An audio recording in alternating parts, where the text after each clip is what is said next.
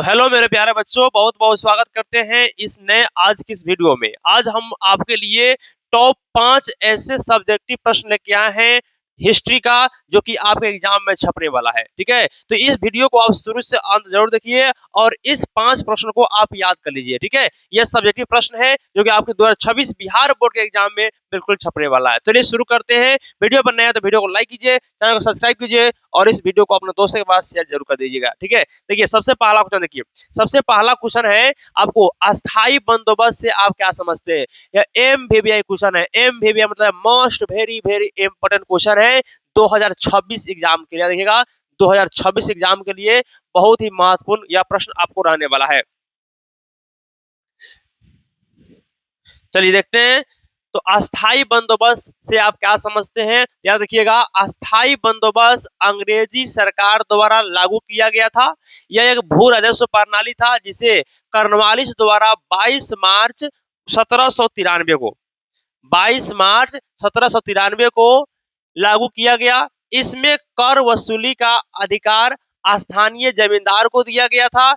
इसमें सरकार और किसानों के बीच जमींदार वर्ग लाया गया था। यह व्यवस्था किसानों के शोषण का कारण बना था। यह व्यवस्था बंगाल, बिहार, उड़ीसा, बनारस और उत्तर कर्नाटक में लागू किया गया था। ठीक है, तो आपको पूछेगा कि अस्थाई बंदोबस्त से आप क्या समझते हैं, तो लिखिएगा अस्थाई बंदोबस्त यह जो है अंग्रेजी सरकार द्वारा लाया गया था। इसे लॉर्ड कॉर्नवालिस ने लागू किया था। 22 मार्च 1793 को लागू किया गया था और यह भू राजस्व वसूलने की प्रणाली था, यानी कर वसूलने की प्रणाली था, जिसमें कर वसूलने की जिम्मेवारी आपको जमींदार को दिया गया था कि जमींदार किसानों से कर वसूलेगा और ईस्ट इंडिया कंपनी को देने का काम करेगा। इसके तहत जमींदारों ने काफी अधिक शोषण करने का भी काम किया। और ऑब्जेक्टिव में यहाँ से क्वेश्चन पूछता है कि यह व्यवस्था कहाँ लागू था, अस्थाई बंदोबस्त, तो लिखिएगा बंगाल में। कहाँ लागू था, तो लिखिएगा बंगाल में, बिहार में, उड़ीसा में, बनारस में और उत्तरी कर्नाटक में यह व्यवस्था लागू था। इसे इस्तमरारी बंदोबस्त भी कहते हैं, याद रखिएगा। ठीक है, चलिए यहाँ अगला क्वेश्चन देखते हैं और अगला क्वेश्चन देखिए। अगला आपको 2 नंबर क्वेश्चन पूछेगा। ठीक है, कि प्रश्न है आपको रॉलेट एक्ट क्या है, और यह भी आपको एमवीवीआई क्वेश्चन, देखिए जो क्वेश्चन लाया है पूरा एमवीवीआई क्वेश्चन है, most very very important question है। ठीक है, तो याद रखिएगा रॉलेट एक्ट क्या था। तो रॉलेट एक्ट मार्च 1919 में अंग्रेजी सरकार द्वारा रॉलेट एक्ट पास किया गया। इस एक्ट के अनुसार सरकार किसी भी व्यक्ति पर संदेह मात्र होने पर ही उसे बंदी बनाकर उस पर गुप्त रूप से जो है आपको मुकदमा चला उसे दंड दे सकती थी। इसके अनुसार सरकार को बंदी प्रत्यक्षीकरण के अधिकार को स्थगित करने का अधिकार दे दिया गया। यह एक काला कानून था जिसका विरोध पूरे देश में हुआ। इसी के कारण जलियांवाला बाग हत्याकांड हुआ था। ध्यान समझिएगा हमारी बातों को। यह रॉलेट एक्ट क्या था। रॉलेट एक्ट 1919 में पारित किया गया था और यह रॉलेट सिडनी की अध्यक्षता में इसको तैयार किया गया था। ठीक है, और यह एक काला कानून था। काला कानून इसलिए था क्योंकि अगर 4-5 व्यक्ति कहीं भी भारतीय एक जगह इकट्ठा होते थे तो अंग्रेजों का नियम था कि उसे बिना किसी वारंट को उसे स्वयं गिरफ्तार करके जेल में बंद किया जाता था। ठीक है, इस कारण से यही आपको काला कानून के तहत जलियांवाला बाग हत्याकांड हुआ था। ठीक है, क्योंकि जलियांवाला बाग में बहुत सारे अमृतसर के लोग इकट्ठा हुए थे, तो इस नियम क्या कहता है कि इकट्ठा नहीं होना है, तो इकट्ठा हुआ, इस कारण से इस पर फायरिंग किया गया और लगभग हजारों की संख्या में इसमें लोग मारा गया। ठीक है, तो रॉलेट एक्ट क्वेश्चन पूछेगा तो आप अपने भाषा में भी लिख सकते हैं, जरूरी नहीं है जो हम दिए हैं उस तरह भी लिख सकते हैं। ठीक है, इसका पीडीएफ चाहिए तो पीडीएफ लेने के लिए आपको 8789015932 पर आप मैसेज कीजिएगा, सर हमको पीडीएफ चाहिए, हम पीडीएफ आपको भेज देंगे। ठीक है, चलिए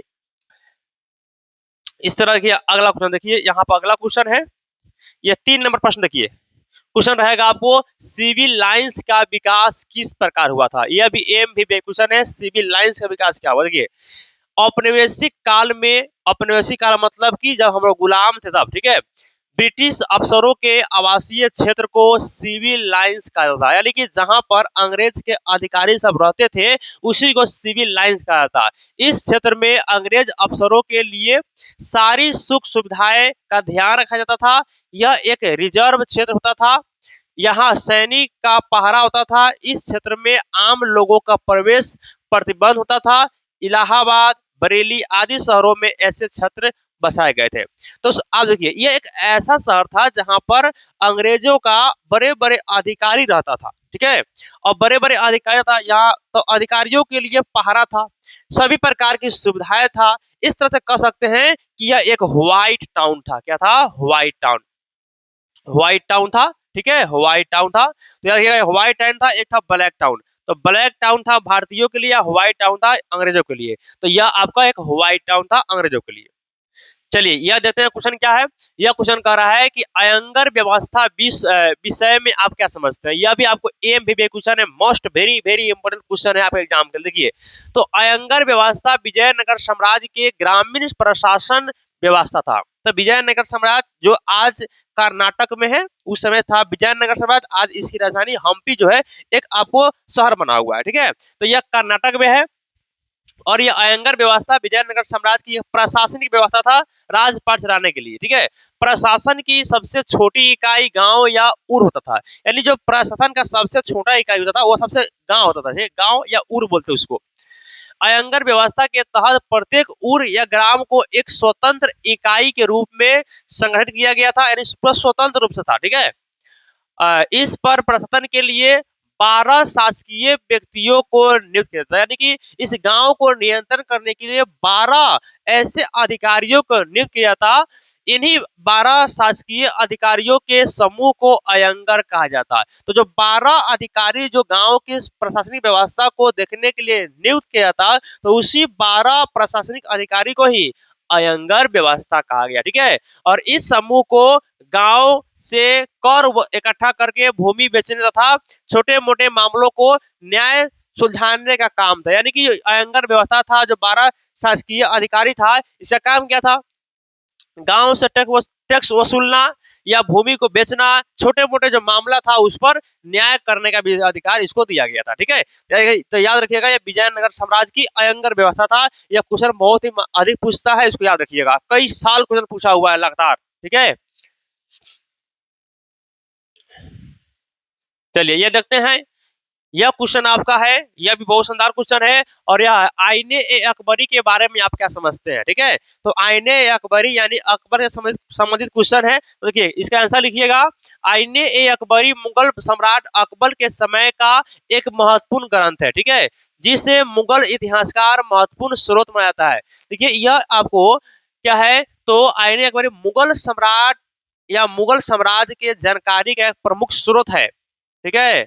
और यहीं से जो है आपको मुगल वंश की जानकारी हमको मिलती है।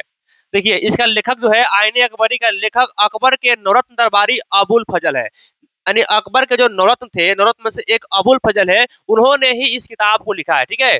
इस मुगल साम्राज्य अकबर के शासकीय दरबार में गुजारे वर्षों के अनुभव के आधार पर लिखा गया। यानी कि जब यह अबुल फजल अकबर के शासन काल में उसके दरबार में क्या क्या हुआ क्या नहीं हुआ, उसी के अनुभव के आधार पर यह किताब को लिखे, ठीक है।